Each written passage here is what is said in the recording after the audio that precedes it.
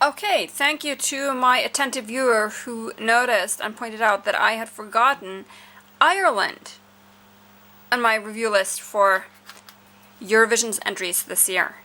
Totally not intentional. Of course, I plan to review every single song. Fingers crossed I'll manage it. Ireland. Did not mean to skip them. Sorry. They're being represented with a song called Playing with Numbers, performed by Molly Sterling. And Ireland is sort of... I usually don't have high hopes for Ireland, which makes me very sad. Because in some ways, looking back, they're kind of one of my favorites. They have sent some of my, or at least one of my absolute top favorite songs. The Voice, their entry in 1996, which of course won that year, is clearly one of the best Eurovision songs ever. So it's really sad to see them having sunk to such depths as they have over the past few years, with the absolute low point being in 2008 when they sent their Turkey doll, and of course completely bombed. I'm not going to go into why that was bound to happen.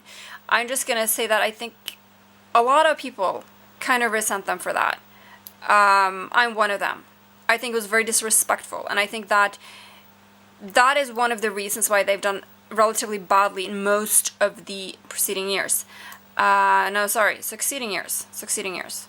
Yeah, English is not my first language. In most of the years since then, they have not done too well.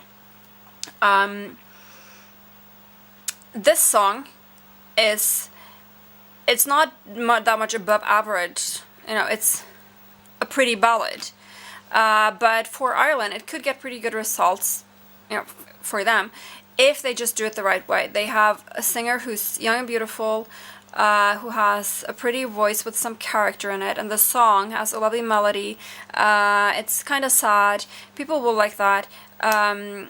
If she's alone on stage performing it, just putting the focus on the song, this could be really good in Vienna. However, what the Irish tend to do, even when they have a song that isn't all that bad, is they tend to force the Irishness down our throats by having Irish singers and Celtic knots and whatever. And people don't want to see that. People don't want to be reminded that it's Irish.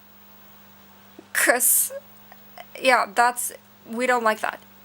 So try to sort of, I feel like there's sort of an Irish twang to this entry, which is good, but I'm worried that they're going to try to put in some kind of over-the-top Irishness to point out what everyone can already tell, which they did last year, which totally backfired.